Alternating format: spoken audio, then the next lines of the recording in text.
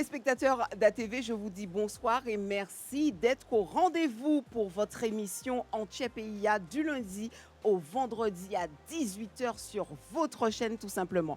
Aujourd'hui, dans votre émission Antiepeia, direction, vous l'avez compris, la Guadeloupe, au cœur d'un lieu exceptionnel, niché tout simplement en pleine nature, la rivière Corosol. C'est ici que nous allons retrouver tout simplement Mademoiselle Matcha, une jeune femme à l'univers raffiné et inspirant. Grande voyageuse, elle a parcouru le monde et c'est en Asie qu'elle a fait une rencontre déterminante, celle du matcha, ce thé aux 1000 vertus, symbole de sérénité et de tradition. D'origine martiniquaise, n'est-ce pas? Elle est en Tchèpeia. Mais guadeloupéenne aussi, n'est-ce pas? Elle nous raconte son histoire, ses inspirations et la manière dont elle a choisi tout simplement de faire dialoguer ses racines avec celles d'une culture ancestrale venue d'Asie. Elle est juste à mes côtés, découverte entre nature, bien-être et identité à savourer comme une gorgée tout simplement de matcha.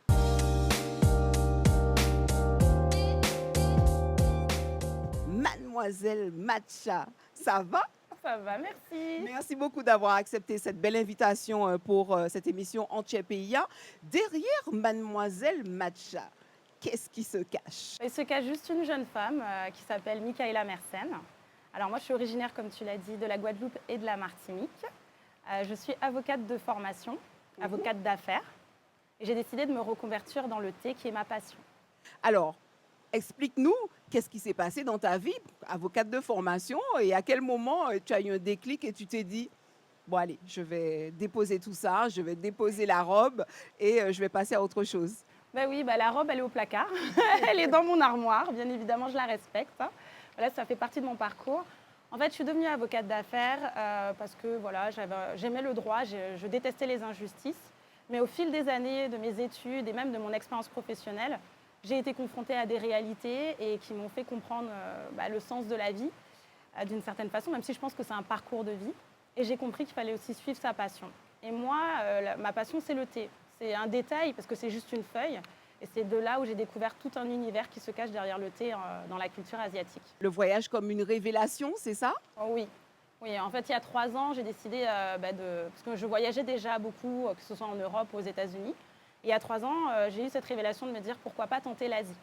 Quand tu dis que tu voyageais déjà beaucoup, tu cherchais quelque chose, enfin voilà, est-ce que c'était une manière aussi de te nourrir tout simplement, d'aller voir le ailleurs En fait, le voyage, c'est mon essence de vie. Donc, depuis toute petite, j'ai toujours dit à mes parents, je voyagerai beaucoup. Donc, durant mes études de droit, j'avais l'opportunité d'être à Toulouse. Donc, je voyageais en Europe parce que c'était à proximité. Puis, je me suis étendue aux États-Unis. Et après, je me suis dit, il faut que je tente l'autre bout du monde. Parce que mon but, c'est de voyager à travers le monde et de découvrir le plus de cultures possible. Faut le faire quand même, hein? Ouais. Un petit bout de femme, Sachant que je voyage seule. C'est ça. Je voyage la plupart du temps seule. Mais c'est vraiment, moi, ça me nourrit, ça me fait du bien, ça me recharge et c'est essentiel pour moi. Alors, tu as eu donc la chance de voyager dans plusieurs pays, mais qu'est-ce que ces expériences-là t'ont appris? Une ouverture d'esprit. Ouais. Ça, c'est, voilà, faut vraiment le dire, une ouverture d'esprit et de l'humilité. Beaucoup de principes de vie. Je pense qu'on en entend parler de façon régulière dans notre vie quotidienne. Mais lorsqu'on voyage et qu'on est confronté à d'autres cultures qui ont une autre vision des choses sur la même situation, par exemple, c'est différent. Et ça nous ouvre clairement l'esprit. Coup de cœur, hein, on va dire, tout simplement pour l'Asie, c'est ça? Oui, et plus particulièrement pour le Vietnam. C'est mon pays de cœur, le Vietnam. Raconte-nous, fais-nous voyager justement. Par exemple, moi, j'ai commencé l'Asie par Bali. Bon, c'est une destination touristique, hein, voilà. Ouais. Qui fait rêver, hein? Oui, c'est vraiment sympa. Je ne vais pas cacher, c'est sympa. Et c'est quand j'étais à Bali, je me suis dit, bon, ça faisait déjà 1 mois, et je me suis dit, pourquoi pas tenter le Vietnam. En fait, concrètement, j'ai regardé les billets d'avion les moins chers. J'ai vu Vietnam. J'ai dit, OK. Et ça a été le gros coup de cœur, les gens, la nourriture, leur façon de voir les choses. Enfin, et pourtant, j'ai déjà fait quand même la Thaïlande, le Cambodge et autres, et c'est le Vietnam qui reste. La barrière de la langue, toi, non? Non, ça ne me dérange pas. Je parle anglais. Et après, bon, faut pas hésiter à mimer quand on est là-bas. Par exemple, il y en a qui parlent pas anglais, donc moi je mime. On sort de nos sentiers battus, on sort de nos zones de confort. En fait. Par exemple, tu as quelque chose comme ça qui te revient, une petite anecdote quand tu parles de mimer Je sais qu'à un moment donné, j'étais un peu malade et j'avais mal à la gorge et ils ne comprenaient pas ce que je voulais dire. Et quand même, je mettais le téléphone, elle avait du mal à comprendre. Et en fait, je lui ai mimé que je toussais, que j'avais mal. Enfin, voilà, j'ai essayé de lui faire comprendre que c'était à ce niveau-là qu'il y avait un souci. Et voilà, et c'est comme ça que je me suis fait comprendre. Alors, tu l'as dit tout à l'heure en début d'interview, tu avais déjà cette affection particulière pour le thé de manière générale. Oui. Alors, Martiniquaise, Guadeloupéenne que tu es, on parle de tes pays à l'époque, on est d'accord? Oui, oui, Ouais. oui, bien sûr. Parce que moi, depuis petite, j'ai toujours été soignée par ma mère et ma grand-mère par les TPI. Donc c'est vrai que j'avais déjà cette affinité avec le TPI, surtout pour des vertus médicinales. Et c'est en partant et en voyageant que j'ai compris qu'il y avait aussi un autre volet qui était au-delà des vertus médicinales, plutôt du côté bien-être et détente, retour à soi. Alors, parle-nous du matcha, cette magnifique rencontre. Tu es tombée amoureuse du matcha, on est d'accord? Bah oui, clairement, oui. On va Mais dire. comment ça s'est passé, cette rencontre vraiment avec le matcha? Alors, la vraie rencontre, on va dire que déjà les prémices, c'était les réseaux sociaux comme tout le monde. À Ouais. l'époque, moi, je regardais les réseaux et je voyais beaucoup d'influenceurs consommer cette boisson verte. C'est ça. Et je voulais pas suivre la tendance, donc je l'ai jamais goûté, que ce soit à Paris ou autre. Tu n'étais pas curieuse même de savoir quel goût que ça a Ah Non, ouais, j'aime pas d'accord. suivre les tendances. En fait, j'aime aller au bout des choses, à l'essence même des choses. Donc je me suis dit, pourquoi pas partir, je vais voir s'il y en a, il y en a, s'il y en a pas. J'étais vraiment pas dans l'optique de rencontrer le matcha à cette époque. Et c'est de façon complètement fortuite. C'était un jour de pluie, mais vraiment de grosses pluies là-bas. Ouais. Je me suis dit, bon, je vais aller me poser dans un salon de thé, parce qu'il n'y avait pas grand-chose à faire. Et j'ai trouvé ce salon de thé, et c'était un salon de thé traditionnel japonais. Et c'est là où on m'a dit, par contre, on fait que du matcha. J'ai été un peu surprise, je me suis dit, ah oui, ils sont spécialisés que dans le matcha. Pourquoi pas? Et c'est là où j'ai fait la rencontre avec le matcha. Tu ne connaissais rien du matcha, voilà. Et là, du coup, tu as été séduite, grande découverte. Ah oui. Ah ouais. Déjà par l'ambiance du salon de thé, c'est très apaisant. L'univers du zen au Japon, c'est très ancré. La préparation, parce qu'on a pris le temps de m'expliquer et de préparer. Et même moi, j'ai été surprise. Je me suis dit, mais ça prend du Il y a temps tout quand un même. rite. Voilà. On est habitué à mettre les chassettes de thé dans Ouais. une tasse et c'est tout. Là, non, il fallait fouetter. Et en plus, on m'a guidée. J'ai préparé moi-même le matcha que j'ai dégusté pour la première fois. Je l'ai préparé de façon guidée. Et ça a été toute une expérience, en fait. Et c'est là où j'ai compris que ce n'était pas juste une boisson, mais une expérience. Et après, le goût aussi. Parce que bon, il faut dire que j'ai goûté un matcha de qualité. Hein, voilà. J'étais en Asie, voilà. Et c'était incroyable. Alors justement, fais-nous rêver, fais voyager nos papilles et tout. Quand tu as juste, voilà, quand tes lèvres ont touché et goûté ce matcha, qu'est-ce qui s'est passé? Déjà, moi, j'ai goûté le J'en frissonne, matcha. je sais pas pourquoi, mais bon. J'ai goûté. Quand je l'ai goûté, déjà, moi, la première fois que j'ai bu du matcha, c'est du matcha latte froid.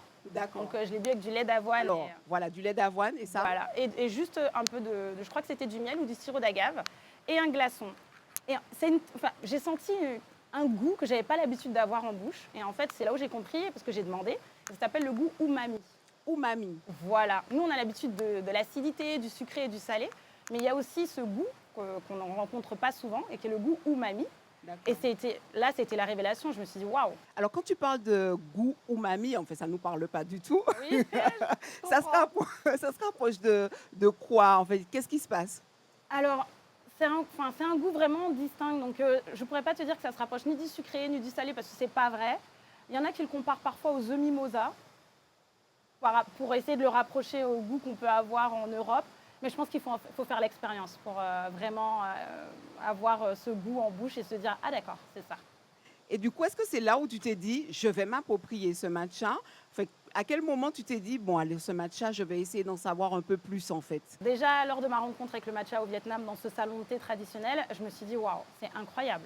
C'est incroyable. Et je ne me suis pas dit tout de suite, je vais en faire quelque chose. Je me suis dit, je vais d'abord me l'approprier pour moi, comprendre ce que c'est, voir ce que ça peut réellement m'apporter. Et une fois que j'ai compris ce que ça pouvait m'apporter, ça a mis quand même 3 ans. C'est là où j'ai pris 3 ans à... Ah ouais, mais tu es comme ça, toi. Hein?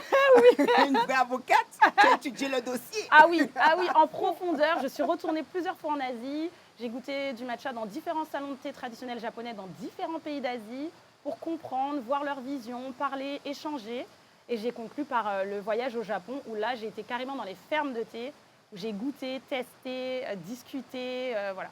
D'accord. Alors, mais raconte-nous, du coup, ce fameux matcha. Alors, on parle de cette boisson qui est ancestrale, Oui. qui fait le buzz partout Oui. depuis déjà, on va dire, quelques années. Hein. Oui, C'est oui, tout oui. récent, hein, quand même. fait le buzz sur les réseaux. Effectivement, on en parle. En fait, elle est jolie hein, quand même, hein, cette petite boisson. Qu'on ne Oui, connaît pas, on l'aime sans même l'avoir testée ni goûtée. On oui, se dit, ouais, en plus de cette couleur verte, c'est ça. le vert qui nous rapproche de la nature. Oui. Et on se dit, mais on a envie en fait de tester. On est presque addict sans même l'avoir goûté. C'est vrai que le verre est envoûtant. C'est vrai Ouais. que ce verre est envoûtant, surtout si on a un matcha de qualité cérémonie, on est sur quelque chose de très envoûtant. En fait, il faut savoir que le matcha, ça reste du thé vert. C'est juste du thé vert qui a été moulu à la meule de pierre. Ouais. Et c'est pour ça qu'en fait, quand on consomme du matcha, c'est sous forme de poudre et qu'il ne reste rien dans notre tasse ou dans notre bol. On a parlé vite fait tout à l'heure de rites, de cérémonies même autour du matcha. C'est carrément une culture Ah oui. et un processus avant tout simplement de goûter, de déguster ce matcha, en tout cas en Asie. Oui. Alors, c'est vrai que l'origine du matcha, il faut savoir que ça remonte au XIIe siècle, hein. C'est les moines qui consommaient le matcha. Et il y a une petite anecdote que peu de personnes savent, c'est que le matcha est originaire non pas du Japon, mais de Chine. D'accord. Le matcha vient de Chine et ce sont des moines bouddhistes qui se sont rendus en Chine et qui ont découvert le matcha et qui ont décidé, eux, de se l'approprier, de le ramener au Japon. D'accord. Et de base, c'était consommé par les moines pour des vertus médicinales ou pour méditer. Et c'est Maître Senno Rikyu, qui était dans l'univers du zen, qui lui a décidé de créer la cérémonie thé autour du matcha. D'accord. Et donc, tu as fait ces pratiques aussi. Oui, moi j'ai eu l'occasion de participer à de nombreuses cérémonies de thé. Bon, il faut savoir qu'aujourd'hui, les cérémonies de thé sont quand même décodifiées parce que les vraies cérémonies de thé prennent 4 heures en silence. Et c'est toute une cérémonie vraiment très très codifiée. Quand je dis codifiée, chaque étape est faite l'une après l'autre. On est accueilli par un hôte et c'est elle qui va faire une démonstration avec les ustensiles propres à la cérémonie de thé pour nous servir un bol de matcha. Et à l'époque, c'était un seul bol de matcha pour un cercle restreint. On se partageait le bol. C'est un signe de confiance. Ça y est, je suis partie là. T'es déjà en Je Asie. voyais déjà le bol qui venait à moi. Alors, je rappelle quand même qu'ici, on est en pleine nature. Et d'ailleurs, la partie guadeloupéenne que tu es, je peux te poser la question, qu'est-ce qui se passe autour de nous là? C'est quoi ce bruit qu'on entend? Oui, on entend les scieurs de bois. Les scieurs de bois? Oui, on appelle ça scieur de bois. Mais qu'est-ce que c'est? Je compare ça aux cigales en hexagone dans le sud. Donc, Et, c'est un insecte oui, qui fait ce bruit. oh oui. Ah ouais, non, mais téléspectateurs, je ne sais pas si vous entendez vraiment, j'étais obligée de partager ça avec vous, parce qu'en fait, on se pose des questions, on se dit, et on a l'impression qu'ils se rapprochent hein, de nous. Hein. Oui, mais non, il reste dans les arbres. Ah, ils restent dans les Oui. arbres, ok. Merci pour cette parenthèse. En tout cas, dans ce lieu magnifique, tu as déposé une empreinte quand même, Oui. qui est juste derrière toi, avec donc une écriture Ça s'appelle des kanji. des kanji, Des kanji. des kanji. Oui. Alors, tu peux nous traduire un peu ce qui Alors. est écrit derrière toi? Alors, les kanji qui sont derrière moi représentent les 4 piliers fondamentaux de la cérémonie de thé, qu'on appelle Wakeisei Jaku. Wakeisei Jaku. Exactement. Maman, la fille, elle est forte. Wakeisei Jaku, téléspectateurs, en Tchèpeya. Et en fait, ça signifie Ouais. harmonie, Harmonie, harmonie, respect, respect, pureté pureté, et tranquillité. tranquillité. Alors, on estime que lorsqu'on passe par tous ces stades, on va dire, donc ces 4 piliers, enfin les 3 premiers, on arrive à la tranquillité. Normalement, à l'issue d'une cérémonie de thé, on est censé se sentir apaisé. Et pour toi, tu définirais le matcha ainsi?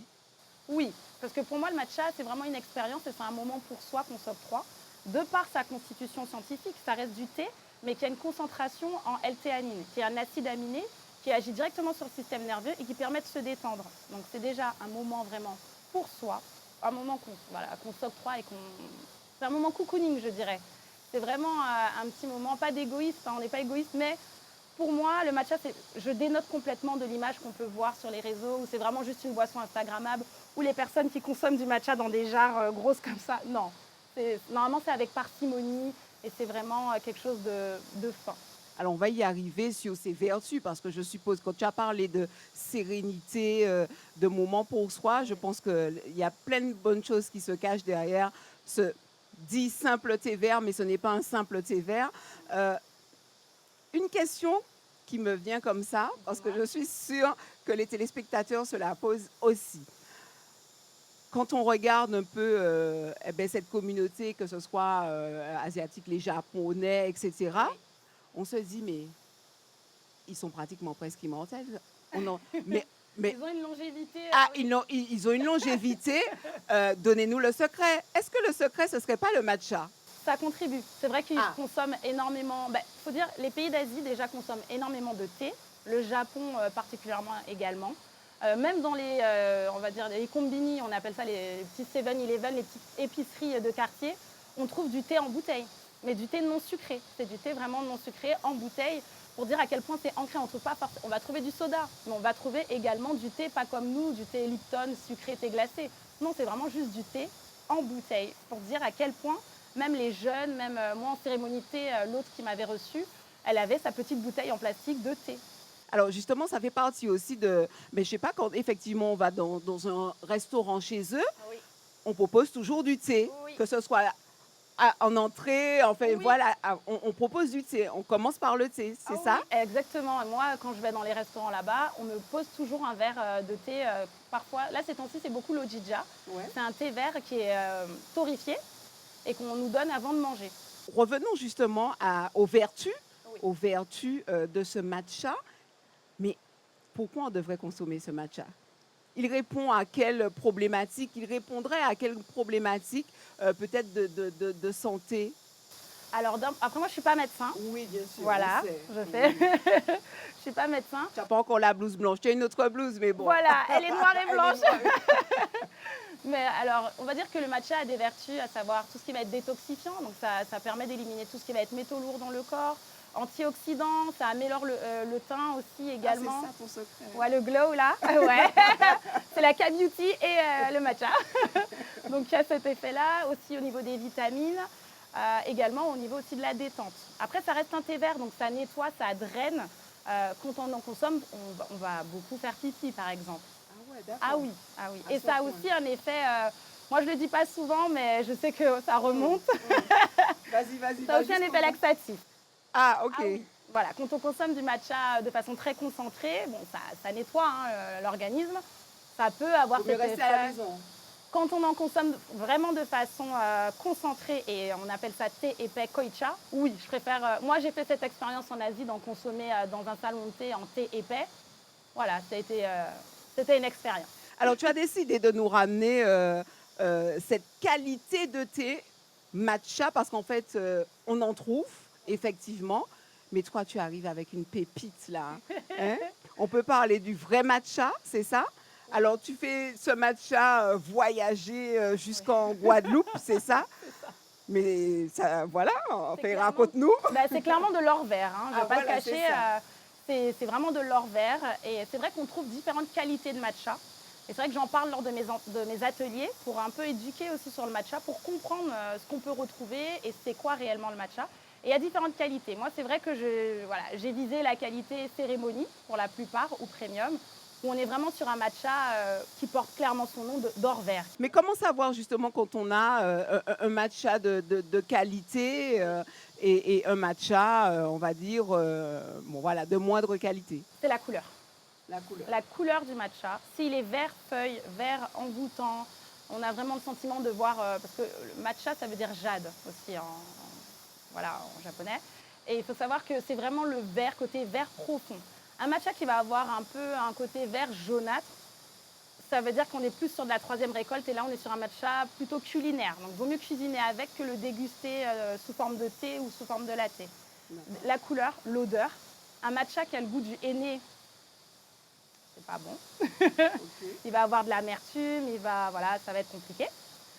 L'origine aussi du matcha, ça compte énormément. Il y a du matcha chinois, bien évidemment, qui peut être de qualité comme du matcha japonais, mais également le prix. J'aime pas donner ce critère, mais le prix est un signe de qualité. Un matcha de 250 grammes ou de 100 grammes à 10-20 euros, C'est pas bon. je laisse faire l'expérience. Moi, à chaque fois, je dis ça avec les gens. Je vous laisse faire l'expérience et ils reviennent. Donc il faut miser, on va dire, gros pour avoir un matcha de qualité. Oui, mais en même temps, il faut quand même suivre les critères que j'ai donnés parce qu'il y a des matchas qui se vendent très cher et qui ne sont pas de bonne Qui reste qualité. quand même de mauvaise qualité. Voilà, parce qu'il y a tellement cette hype autour du matcha qu'aujourd'hui on trouve de tout et c'est vrai que c'est important d'essayer de lire les étiquettes et de se diriger vers des marques où il y en a de la transparence sur ce que contient réellement le contenant, quoi. Comment le matcha est accueilli ici en Guadeloupe? Je pense que tout le monde avait déjà vu sur les réseaux sociaux. Ça se confirme parce que lors de mes ateliers, je le demande et ils me disent oui, j'ai toujours vu le matcha sur les réseaux sociaux. Je ne pensais pas qu'il y aurait eu cet engouement pour cette poudre verte parce que Ouais. on est attaché aussi à nos produits locaux. Voilà, on est chauvin, faut le dire. Oui, complètement. Et finalement, c'est très bien accueilli parce que beaucoup de personnes recherchent ce côté aspect détente et retour à soi et surtout l'aspect un peu rituel, moment qu'on s'accorde. Donc le fait d'avoir tous ces éléments de cadre, le fait qu'on doit préparer, qu'on doit fouetter, les personnes, moi j'ai pas mal de clientes qui se lèvent plus tôt le matin pour le préparer chez elles, quand les enfants sont encore couchés, voilà. Et elles se disent, ok, c'est pour mon moi. moment. Voilà. Et ça prend pas 1 heure comme une séance de sport, ça prend pas 2 heures, je sais pas. C'est vraiment ces 15 petites à 20 minutes qu'on se prépare son thé et on le déguste. On peut le boire à tout moment au vu des... Le matcha contient quand même de la caféine, faut Ouais. savoir. Donc moi, je ne recommande pas de le consommer en fin de journée pour les personnes sensibles. Bon, je sais que j'ai des matchas addicts qui en consomment toute la journée à n'importe quelle heure. Mais moi, je recommande vraiment de le consommer le matin ou l'après-midi. Toi en Guadeloupe, ça fait combien de temps justement que tu t'es posé, tu t'es dit, allez, voilà, je vais mettre en lumière le matcha? Ça va faire 3 mois. Ah ouais, C'est récent, hein. c'est tout récent. C'est récent. Et l'engouement est tel que même moi, de base, j'ai commencé par des ateliers. C'était vraiment des ateliers, faire découvrir en fait la cérémonie de thé. Je ne suis pas maître de thé, parce qu'il faut 25 à 30 ans pour être maître de thé. Moi, j'ai que 30 ans, donc je ne peux pas l'être, voilà, c'est sûr. Mais je voulais vraiment faire découvrir en fait cet univers. Et L'approche au moins. voilà, et un peu décodifier, changer l'image du matcha en disant « Ah, c'est juste super hype, c'est juste sympa et c'est beau ». Donc j'ai vraiment voulu apporter ce cadre, poser ce socle qui était vraiment l'univers du matcha avec son histoire. Et au final, au fil des ateliers, on m'a demandé « Mais Michaela, à quel moment tu vends le matcha ? À quel moment tu vends le matcha ?» Et j'avance petit à petit et c'est là où j'ai commencé aussi à vendre le matcha. Alors du coup, là on est en Guadeloupe, la Martinique alors? Ça arrive. Ah Ça arrive. Ça arrive. Là, normalement, je voulais venir faire un atelier dès le mois prochain, mais je repars au Japon pour préparer les fêtes. Ouais. Mais la Martinique arrive incessamment sous peu. Alors quand tu dis que tu prépares les fêtes, Je prépare pour proposer des nouveautés, des accessoires. Et moi, comme j'aime aller sourcer directement au Japon, j'aime vraiment me renseigner sur qui prépare, qui fait. Même ne serait-ce qu'un bol, j'aime savoir où est-ce que je l'ai acheté. J'aime raconter une histoire. Pour moi, quand on achète chez Mademoiselle Matcha, c'est une expérience sensorielle. Donc, toute personne qui vient en atelier fait une rencontre avec son bol. Et il part avec une carte qui raconte l'histoire de son bol. de son bol. Voilà. C'est magnifique ça, on a envie de voyager. C'est un univers. Ah mais j'adore.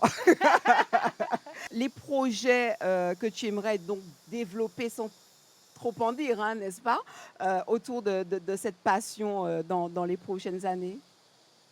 Alors, déjà... Avoir ta boutique? Ah, pourquoi pas. Pourquoi pas. Mais surtout, véhiculer l'image de l'univers du thé. Pas que du matcha, parce qu'il n'y a pas que le matcha. Le matcha, c'est hype, donc voilà, ça fait parler. Mais il y a aussi d'autres thés et surtout d'autres cérémonies de thé attachées à chaque thé. Et c'est surtout ça que je veux faire découvrir. C'est magnifique. Mademoiselle Matcha, Oui, merci beaucoup avec pour plaisir. ce moment tout en confidence, mais un peu de tété douette aussi dedans, mais je dirais plus en confidence aujourd'hui. Du Japon, j'ai envie de dire tout simplement à la Guadeloupe, mais sans oublier la Martinique. Bien évidemment. Bon, d'accord. Alors, ton parcours nous montre qu'il est possible tout simplement de voyager loin tout en restant profondément ancré en Tchèpeïa. Oh oui, C'est pas mal, hein? excellent. J'adore. Merci beaucoup à toi pour ce bon moment. Merci On va à toi. dire longue vie pour tes projets à venir parce que tu en as tout plein. À 29 ans, pratiquement 30 ans, je sais que là, avec l'énergie que tu as, je sais que tu vas faire beaucoup de choses. Merci, continue. Merci pour la Guadeloupe. Merci aussi pour la Martinique, hein. Oui. On t'attend de pied ferme aussi là-bas. J'y serai. J'y suis régulièrement, donc j'y serai. Merci beaucoup. Merci à vous, téléspectateurs, tout simplement de nous avoir suivis. On se retrouve très bientôt pour un autre sujet en Tchèpeïa. Pas oublier, Mission Tala, c'est à Zot, en Tchè Guadeloupe. C'est Zot qui a parlé.